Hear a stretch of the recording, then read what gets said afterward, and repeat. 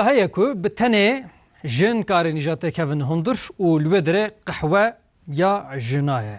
Îja bi vê wayê em bêjin qehweyên berê yên ku tevahî zilam tê debûn îja halê wê yê jina bifikirin. Ev jî li ku derê li paytext Enqereyê temaşvan göderin îja.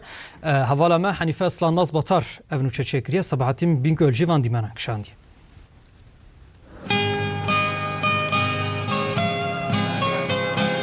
Hamamûniya Enqerê bi xaniyên xwe yên dîrokî û kuçe û kolanên xwe yên hunerî gelekî bala însanan dikişîne. Li ser van kuçe û kolanan gelek qafe hene. Lê ji wan yek gelekî cuda û balkêş e.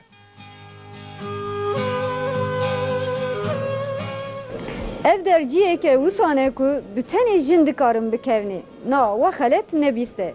Li Hamamûnû ji bo jinan kafeyeke taybet ye.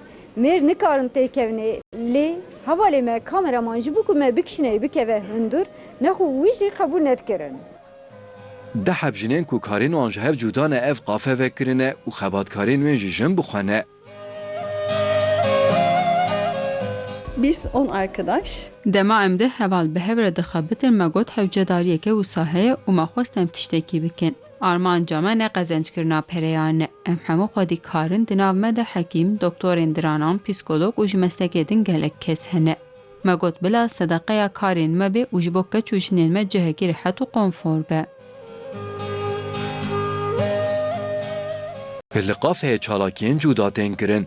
Cihên xwendinê, atölyeyên boyaxkirinê û cihên xwarinê hatine çêkirin.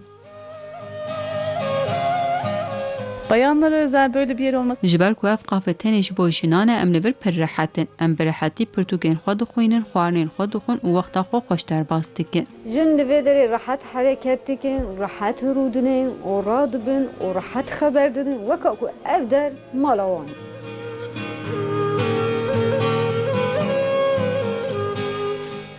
Yani bir girdiğiniz zaman Serê sibê heta êvarê meriv bi tenê yan jî bi hevalên xwe re dikarî li vir bimîne gelekî rihet û xweş e. Qafe ji bilî duşemê 6 rojên hefteyê vekiriye û kesên ku bixwazin dikarin di van rojan de qafeyê ziyaret bikin.